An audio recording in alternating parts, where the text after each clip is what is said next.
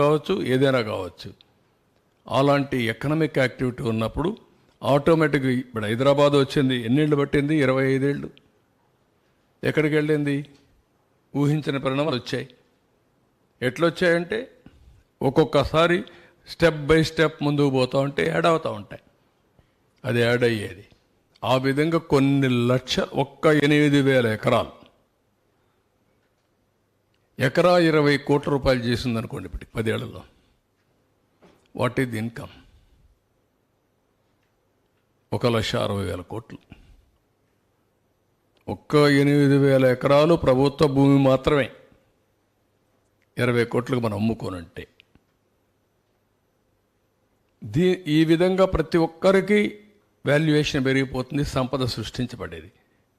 Labour దగ్గర నుంచి బాగా అమరావతిలో మనం పెట్టినటువంటి విట్, ఎస్ఆర్ఎం అలాంటి యూనివర్సిటీలో పేద పిల్లలు చదువుకుంటే ప్యాకేజీ ₹1,00,00,000 ఇస్తున్నారు సంవత్సరం. ఇంకా తెలివితేటలుంటే ఇంకా ఎక్కువ వస్తున్నాయి డబ్బులు. అదే కదా చాలాసార్లు ఎగ్జాంపుల్ చెప్పారు. అలాంటి one of the world class institutions ఇక్కడ తేవాలని, ఇండియాలో ఉండే టాప్ 10 ఇక్కడ రావాలి యూనివర్సిటీస్, టాప్ 10 కాలేజెస్ రావాలి, టాప్ 10 స్కూల్స్ రావాలి, టాప్ 10 హాస్పిటల్స్ రావాలి. దట్ ఈస్ ది స్పిరిట్ మనం తీసుకునింది.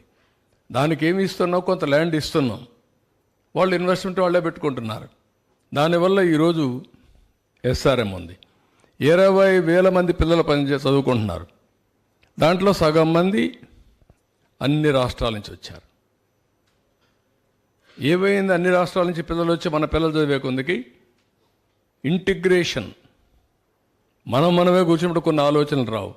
అందరూ కూర్చున్నప్పుడు ఆ కల్చరల్ ఎక్స్చేంజ్ కానీ, నాలెడ్జ్ ఎక్స్చేంజ్ కానీ ఇవన్నీ జరుగుతాయి. అందుకే మనం సింగపూర్ పంపిస్తాం, అమెరికా పంపిస్తాం మన పిల్లల్ని. అలాంటి ఇన్స్టిట్యూషన్స్ మనం క్రియేట్ చేసుకోలేకపోతే క్రియేట్ చేయగలుగుతాం. ఆ స్పిరిట్ ఇక్కడ తీసుకున్నాం. అమరావతి గురించి కేంద్రం ముందు అన్ని విషయాలు మాట్లాడతాం. నాట్ ఓన్లీ అమరావతి, అన్ని విషయాలు మాట్లాడతాం.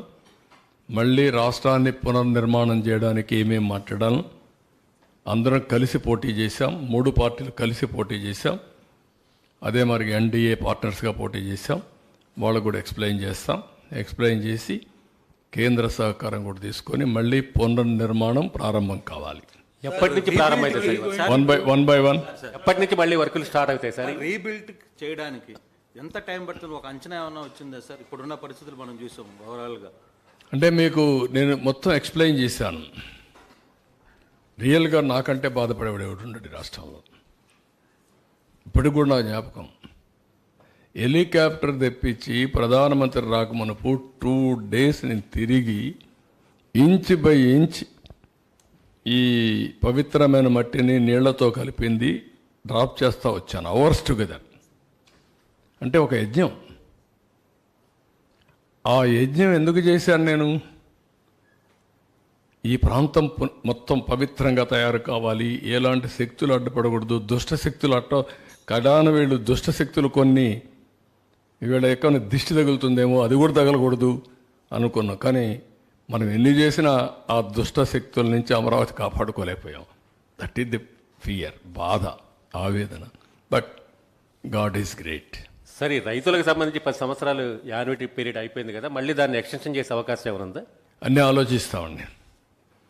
ఆలోచించి అందరితో మాట్లాడాక అందరి అభిప్రాయాలు తీసుకొని ఏం చేయాలో వాళ్ళకి న్యాయం చేస్తాం. ఈ పునరుద్ధరణ పనులు ఎప్పటి నుంచి స్టార్ట్ అవుతాయి సార్?